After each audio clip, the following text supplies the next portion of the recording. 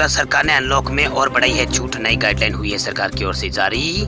गुजरात में कोरोना संक्रमण के घटने के साथ ही सरकार ने अनलॉक में और छूट यहाँ पर दे दी है। राज्य में अब गार्डन, जिम, लाइब्रेरी और धार्मिक स्थल सरकार के कोरोना दिशा निर्देशों का पालन करते हुए खोले जा सकेंगे। वही होटल, रेस्टोरेंट और जिम भी बैठक क्षमता के 50% संख्या के साथ गुजरात में चलाए जा सकेंगे। मुख्यमंत्री विजय रूपाणी की अध्यक्षता में आयोजित कोर कमेटी की बैठक में ये बड़ा फैसला यहाँ पर लिया गया है। इसमें यहाँ पर समीक्षा की गई तथा राज्य में यहाँ पर दुकानें और व्यापार धंधों को खोलने के समय में बढ़ोतरी के साथ साथ लाइब्रेरी और गार्डन, जिम, ब्यूटी पार्लर को खोलने की मंजूरी के साथ साथ विदेश जाने वालों और उच्च तकनीकी शिक्षा में भर्ती होने वाली परीक्षाओं के लिए यहाँ पर परीक्षाओं की स्वीकृति यहाँ पर सरकार की ओर से दी गई है। वही गुजरात में अब रात 9 बजे से सुबह 6 बजे तक नाइट कर्फ्यू रहेगा। होटल, रेस्टोरेंट सुबह 9 बजे से शाम 7 बजे तक खुले रह सकेंगे। टेक अवे सर्विस रात्रि 9 बजे तक तथा होम डिलीवरी रात्रि 12 बजे तक यहाँ पर की जा सकेगी। ये सरकार की ओर से ऑर्डर यहाँ पर जारी हो गया है। चलिए बात करते हैं अगली खबर की। तो बेरोजगार युवाओं के लिए अच्छी खबर। 12वीं पास के लिए हरियाणा पुलिस में निकली है कांस्टेबल की भर्ती। पुलिस में भर्ती होने की तैयारी कर रहे हरियाणा के युवाओं के लिए अच्छी खबर निकलकर सामने आ रही है। हरियाणा कर्मचारी चयन आयोग यानी HSSC ने कांस्टेबल भर्ती का नोटिफिकेशन यहाँ पर जारी कर दिया है। नोटिफिकेशन के अनुसार पुलिस के कमांडो विंग के कांस्टेबलों के 520 पदों की भर्तियां यहाँ पर होगी। ये भर्ती सिर्फ पुलिस अभ्यर्थियों के लिए है। कांस्टेबल भर्ती के लिए आवेदन भर्ती की जो प्रक्रिया है वो यहाँ पर 14 जून से चालू होगी। वही 29 जून तक ये चलेगी। ये अभ्यर्थी हरियाणा की जो वेबसाइट है HRYCC.in, इस वेबसाइट पर जाकर और भी डिटेल यहाँ पर चेक कर सकते हैं। कुल वैकेंसी 520 है। सामान्य वर्ग के लिए 187, SC के लिए 93 और BSc के लिए 72 और यहाँ पर दूसरे वर्गों के लिए भी इसमें यहाँ पर तय किए गए हैं मापदंड। और आयु सीमा की बात करें तो यहाँ पर कांस्टेबल पदों के लिए अभ्यर्थियों की जो आयु है वो 18 से 21 के बीच में होनी चाहिए। चलिए बात करते हैं अगली खबर की। तो राशन कार्ड धारकों के लिए जरूरी खबर। अगर आपको भी डीलर कम दे रहा है राशन तो आप कर सकते हैं इस नंबर पर शिकायत। राशन कार्ड एक ऐसा डॉक्यूमेंट है जिसके जरिए आपको सस्ता राशन मिल सकता है। कई बार हम ऐसा देखते हैं कि कई डीलर राशन कार्ड धारकों को कम यहाँ पर राशन देता है, यहाँ पे राशन देने में आनाकानी करता है या फिर राशन कम यहाँ पर तोड़ कर दे देता है। अगर आपके साथ भी ऐसा कुछ होता है तो आप बिल्कुल परेशान आपको होने की जरूरत नहीं है। सरकार की ओर से यहाँ पर राज्यों के हिसाब से हेल्पलाइन नंबर यहाँ पर जारी कर दिए गए हैं। अगर आपको भी कम राशन मिल रहा है तो आप इन नंबरों पर संपर्क करके डीलर के खिलाफ शिकायत दर्ज करा सकते हैं। सरकार भ्रष्टाचार को कम करने और खाद्यान्न वितरण सुनिश्चित करने के लिए शिकायत हेल्पलाइन नंबर जारी सरकार की ओर से किए गए ताकि सब्सिडी वाले राशन गरीबों तक यहाँ पर पहुँच सके। यदि राशन कार्ड धारक का अपना अपना भोजन कोटा प्राप्त नहीं कर रहा है तो वो यहाँ पर टोल फ्री हेल्पलाइन नंबर पर कॉल करके अपनी शिकायत दर्ज यहाँ पर कर सकता है। आपको बता दें कि आप अपने राज्य की toll free number national food security portal के लिंक पर जाकर आप कर सकते हैं। nfc.gov.in इस वेबसाइट पर जाकर आप अपना नंबर यहाँ पर ले सकते हैं। इसके अलावा कुछ राज्य भर शिकायत हेल्पलाइन नंबर है उन पर भी आप कॉन्टेक्ट करके अपने जो राशन कार्ड धारक है राशन डीलर है उसके खिलाफ यहाँ पर शिकायत दर्ज करा सकते हैं। सरकार की ओर से हर राज्य के लिए अलग अलग नंबर यहाँ पर जारी किए गए हैं। चलिए बात करते हैं अगली खबर की। तो जियो यूजर्स के लिए आई है शानदार सर्विस। व्हाट्सएप मैसेज से रिचार्ज होगा अब आपका फोन। जियो अपने यूजर्स के एक्सपीरियंस को बेहतर बनाने के लिए व्हाट्सएप के साथ मिलकर एक नई सर्विस यहाँ पर जियो ने शुरू की है। इसका यूजर्स को काफ़ी फायदा होने वाला है। इस सर्विस के इंटीग्रेशन के बाद अब users instant messaging app WhatsApp का इस्तेमाल करके अपने जियो मोबाइल को रिचार्ज यहाँ पर करने और दूसरी सर्विस के लिए इसका इस्तेमाल कर सकते हैं। इसके साथ ही व्हाट्सएप के जरिए अब जियो यूजर्स सर्विस से जुड़ी जानकारी भी ले सकते हैं और शिकायत भी दर्ज यहाँ पर करवा सकते हैं। वही कंपनी की इस नई सर्विस का इस्तेमाल करके यूजर्स नया जियो सिम भी यहाँ पर ऑर्डर कर सकते हैं। व्हाट्सएप पर यूजर्स को कंपनी जियो सिम सपोर्ट और जियो फाइबर और इंटरनेशनल रोमिंग और जियो मार्ट से जुड़ी सर्विसेज का भी ऑफर यहाँ पर दे रही है। कुल मिलाकर कहा जाए तो अब यूजर्स जियो यहाँ पर मोबिलिटी, फाइबर और जियो मार्ट अकाउंट को व्हाट्सएप के जरिए ही पूरी तरह से कंट्रोल यहाँ पर कर सकते हैं। चलिए बात करते हैं अगली खबर की। तो रेल यात्रियों के लिए अच्छी खबर। रेलवे ने 14 ट्रेनों को फिर से किया है बहाल।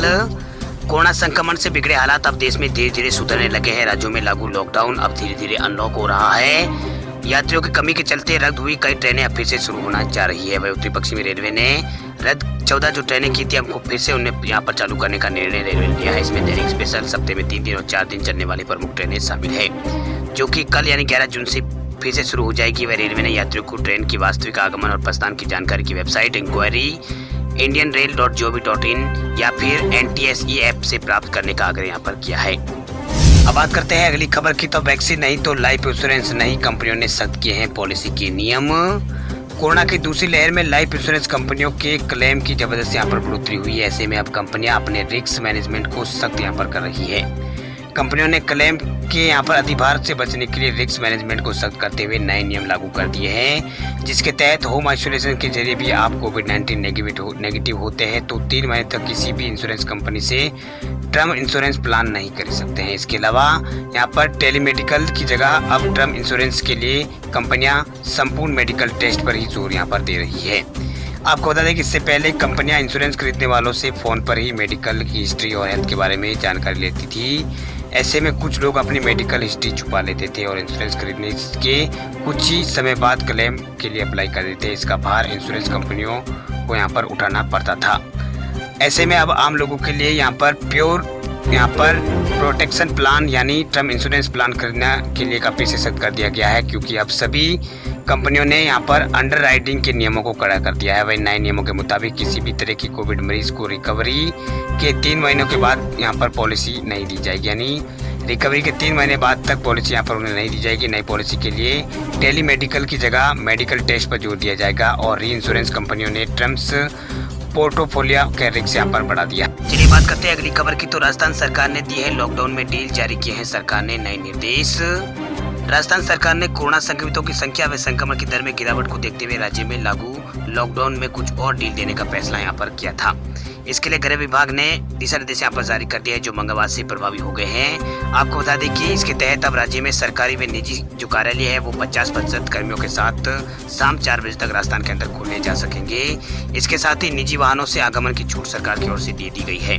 वहीं सार्वजनिक पार्कों में प्रातः 5 बजे से यहाँ पर 8 बजे तक घूमा जा सकता है। अनुमति श्रेणी की दुकानें, व्यावसायिक प्रतिष्ठान भी यहाँ पर सोमवार से शुक्रवार प्रातः 6 बजे से शाम को 4 बजे तक राजस्थान के अंदर खुले रह सकते हैं। इसको लेकर सरकार ने गाइडलाइन यहाँ पर जारी कर दी है। हालांकि आगामी आदेशों तक शुक्रवार शाम 5 बजे से सोमवार प्रातः 5 बजे तक जन अनुशासन साप्ताहिक कर्फ्यू राजस्थान के अंदर जारी रहेगा। वही सप्ताह के अन्य दिनों में प्रतिदिन शाम 5 बजे से अगले दिन सुबह 5 बजे तक जन अनुशासन जो कर्फ्यू है राजस्थान के अंदर जारी रहेगा।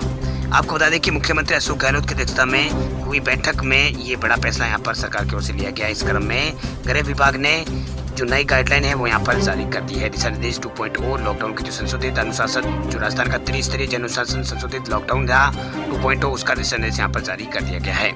वही सरकार के बयान के अनुसार इस दिशा निर्देश के तहत प्रतिबंधों में यानी मंगलवार से 8 जून से 5 बजे रियायतें बढ़ाने का यहाँ पर ऐलान किया गया था, यानी कल से जो छूटें हैं वो मिल चुकी है। इसके तहत राज्य में 10 जून से रोडवेज और निजी बसों का संचालन राजस्थान में शुरू होगा 10 तारीख से। वहीं शहरों के भीतर चलने वाली सिटी बसें और मिनी बस सेवा प्रतिबंध रहेगी। कोई भी व्यक्ति खड़े होकर यात्रा यहाँ पर नहीं कर सकेगा, ये सरकार की गाइडलाइन में कहा गया है। वही निजी वाहनों से आगमन सोमवार से शुक्रवार प्रातः 5 बजे से शाम 5 बजे तक यहाँ पर किया जा सकता है। ये सरकार की ओर से यहाँ पर ऐलान कर दिया गया है। वही समस्त उद्योग और निर्माण संबंधित कार्य राजस्थान में चालू रहेंगे। इनकी अनुमति है ताकि श्रमिक वर्ग है उसका पलायन रोका जा सके। वही कृषि अनुदान और कृषि उपकरण की दुकानें और मंडियां, फल सब्जियां और फूल माला की दुकानें और रेडी पटरी वाले ठेलों आदि को यहाँ पर अनुमति दी गई है। इसके अलावा चश्मे की दुकानों को प्रतिदिन 6 बजे से शाम को 4 बजे तक खोलने की अनुमति दी गई है। इस तरह कई तरह की यहाँ पर सरकार की ओर से गाइडलाइन में अलग अलग यहाँ पर जो छूट है वो यहाँ पर दी गई है। इसके अलावा यहाँ पर राजस्थान में फिलहाल धार्मिक समारोह, जुलूस और मेलों की और हाट बाजार लगाने की अनुमति नहीं है। इसके अलावा राजस्थान में शादी समारोह पर 30 जून तक प्रतिबंध सरकार ने लगा रखा है, यानी 30 जून तक शादी समारोह राजस्थान के अंदर आयोजित नहीं होंगे।